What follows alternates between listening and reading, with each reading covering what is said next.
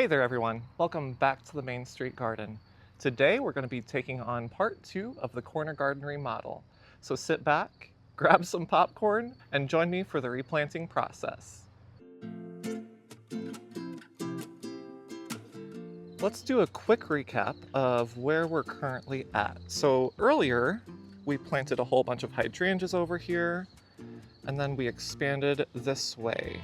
So today we're going to go ahead and remove the remainder of the plants here that aren't going to be sticking around, and we're going to replant it.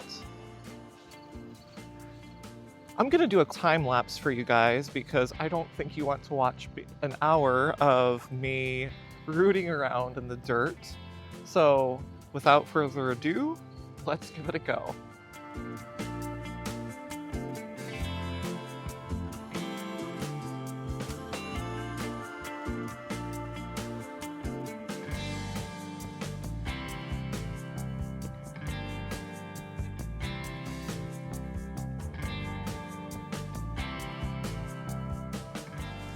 I love this hydrangea so much, and it looks so good this time of year, but unfortunately, I need to take off the blooms. Otherwise, it's going to really stress this plant. Even though it's fall and the nights are getting cooler, technically you still need to treat your plants with a lot of care, because if this wasn't going to get pruned back right now, it would not be able to support all of these blooms. What we're going to do, we're going to come back here, we're going to trim them right off, and then we're going to stick these in a bucket of water, and hopefully we'll have some good blooms for fall decor.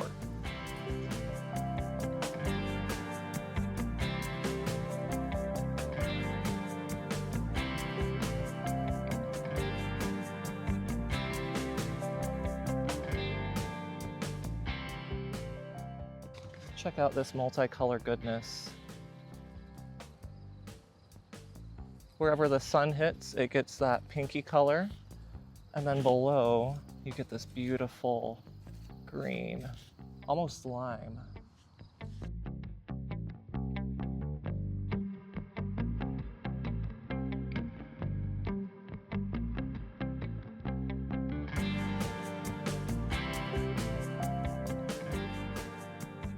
I just got done removing all of the plants that are needing to be moved.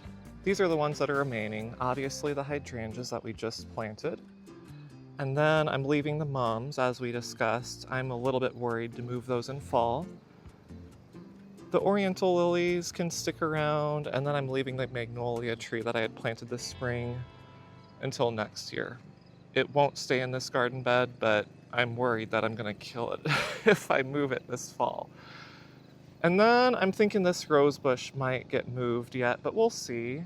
Over here, we have the pile of plants we removed from the bed. Some of these, like this grass, this is just gonna be thrown away. It's basically dead.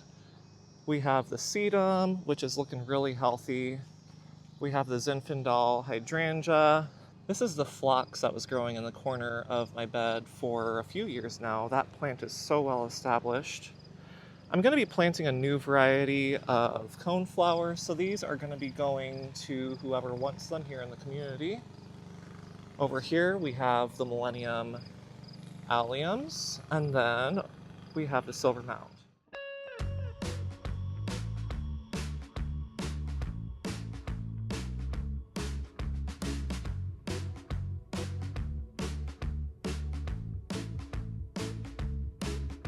We got the entire bed all nice and tilled up. Tomorrow, I'm gonna come back and we're gonna plant all the plants that I have bought over the last month. Stay tuned. Here are all the plants that we may or may not be adding to the corner garden. We'll see how space allows. We have Serendipity allium. And then we have new for 26, bobblehead allium. This one will get some height to it, and the blooms get to be about 3 inches in size. So I'm excited for that. Of course, we have the Joe's Best bristlecone pine, the reason I started this whole thing. We have Nephophia. We unboxed these together about a month ago. The name of these is Hot and Cold. I'm excited to see what these are going to do in my garden, because even though they came not in bloom and they have previously bloomed, they continue to send up new shoots. So that is going to be cool for multi-season interest. Next on the list is Luminary Sunsets Coral Phlox. This is by Proven Winners. I had bought 2 from an online order, and then my local garden center, unbeknownst to me, had a fantastic sale at the end of the year. Those were only, I want to say, $3 a piece, those big pots. Over here we have 3 Bit of Honey. This one I ordered here a few weeks ago. It came in on the Sooner Plant Farm order. This is not their fault. This is a me problem. I think they used chunkier soil maybe or something, and it ran out of water. I have them kind of laying on their side because they're hard to set up, but the blooms look amazing on these. I'm excited to see what they do. Next we have Coneflower Sombrero, Tres Amigos. The blooms kind of go through 3 different phases of color. It looks like they start off kind of warm, and then they get, I don't know, more tangerine-y, and then they end in that kind of signature coneflower pinkish color. So I'm excited to see what those do. These were another purchase from my local greenhouse. Again, only $3 a piece. Can you believe that? Look at how fantastic they are. And then last but not least, Fall in Love Sweetly Anemone. These are Japanese anemone, and look at how beautiful those blooms are. This is going to be my first time growing Japanese anemone, and I'm so excited to see what they're going to do in my landscape. Let's go ahead and get these placed and then get them planted. Just a side note, I know I planted a trio of 3 hydrangeas here. I wanted to add 2 more, so one basically right here and one right here. Unfortunately, you can see what's going on right here. So that root goes to this tree, and I cannot cut it. It's going to harm that tree if I cut it. So what I'm gonna do, instead of making this a series of 5, I'm gonna take this plant, I'm gonna move it right here, and then we're gonna place the anemone right here.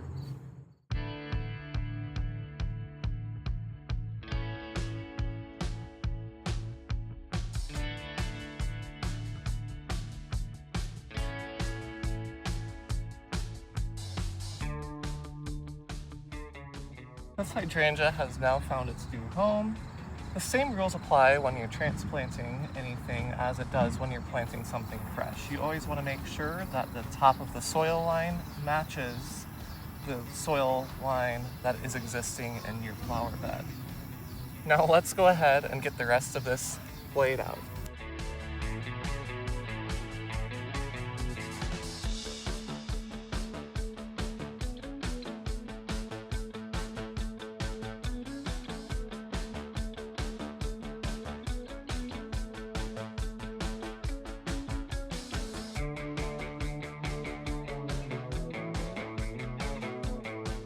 Here is what we have placed right now. I have Daisy May right here because I think that will be really nice to go against the warmer colors of the Nymphophea. Of course, we have the white Firelight Tidbit hydrangea, and then we have the Pugster butterfly bush here. Over, kind of tucked in really tight up against that mum, is the 3 coneflowers.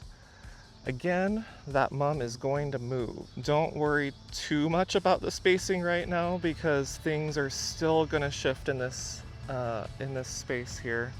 Down here, of course, we have the bristlecone. I wanted it to be kind of up front and prominent. The overhead view here, it looks a little bit tighter on the video than it is in real life. So realistically, this guy might get about 3 feet across when it is fully grown. It is very important not to have any plants that encroach upon pine trees because when they're small and they get shaded, then they start losing those needles, and nothing good happens after that.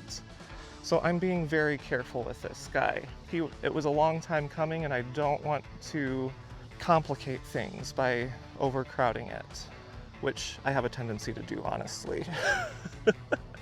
This is the phlox that was from over in this corner. Over here we have the variegated sedum. I really like the yin and yang moment going on here because this is a very light and kind of airy moment. And it gets decently large when it's allowed to grow, and then you have kind of the darkness of the bristle cone. So it's really going to complement one another, I think, in the long run once these guys get established. Over here in the back, we have the phlox.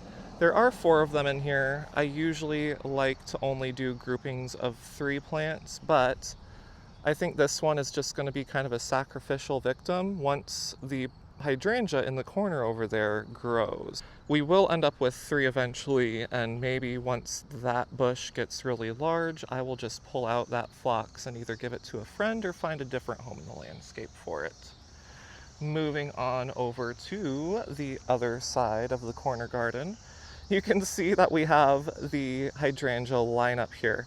It'll be interesting to see how this guy does compared to these 2 over winter, just because it'll have about a month less time to get its roots established. Behind that we have the 3 Japanese anemone, and then we have the bobblehead allium. I told you earlier that this mom is going to get moved eventually. My future plan is that I kind of pre-gamed this fall, but there is going to be a large water basin in here. It's going to be elevated. My goal is to kind of have it up a couple feet there. This will be a nice vertical element. This will become kind of a nice bush. And then we'll have kind of a flat basin here of water. So let's go ahead and start planting. For planting today, we are going to be amending the soil with mushroom compost. I'm not going to go through this in great detail with you guys because we kind of did that in the first section of this video with the hydrangeas. We're going to do a continuation of that. So we're going to dig a hole, do about a 50% mix of this mushroom compost into that hole. The only difference is that I'm not going to be utilizing a lot of biotone in this planting here because we are getting later into fall, and I'm worried that if we get too wild with fertilizers and things like that, it could actually harm the plants more than it helps. So that is not a scientific answer, that is my gardening gut instinct answer. Today we're going to be trying a new tool. I just bought this off of Amazon. If it works well, I'm going to go ahead and throw the link in my description. It is a 4-inch wide auger. I'm hoping that this will help us get that soil mixed together nicely with the mushroom compost.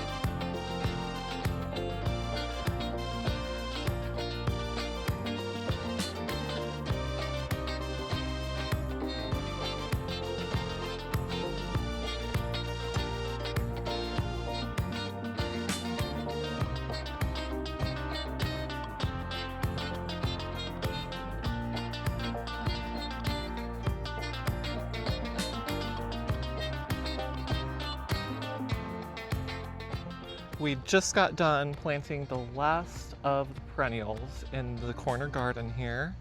I'm gonna take you around and kind of show you what we did.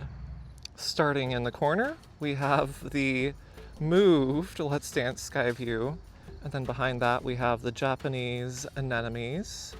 And just to the right of the anemones, I snuck in the bobblehead allium as well as the serendipity. Back here, we have the phlox. Towards the front, the sedum did not move far, but hey, I guess. We have the bristlecone and then the 3 bit of honey, Heliopsis. Back here are the cone flowers. And then just to the right of those are the red hot pokers, aka Nephophia. These guys are parked pretty close together. Eventually, once the mum gets moved next spring, I'm going to relax this some. I'm thinking I might take this one out and put it over here. And then this Nephophia might take its spot right there, because I had always kind of envisioned those as being the height in the back of the border, but they're marginally hardy here in zone 5. I'm not sure how they're gonna do. Quite frankly, I won't be surprised if I have to replant this entire corner here, because butterfly bush tend to not do terribly well in my zone, and then these are kind of a zone 5B to 6 hardiness. We'll see how they do. This is an experiment. I did plant this one a little bit higher because I think the ones that I had purchased in the past actually rotted off. I don't think that they actually winter killed, so we're gonna give it a try. But there it is. There is the corner. Thank you for joining me on the corner garden remodel. I think that this is gonna turn out really nicely once everything kind of gets settled in, but only time will tell. If you enjoyed this video, go ahead and like and subscribe to my channel, and feel free to leave a comment. Until next time, happy gardening.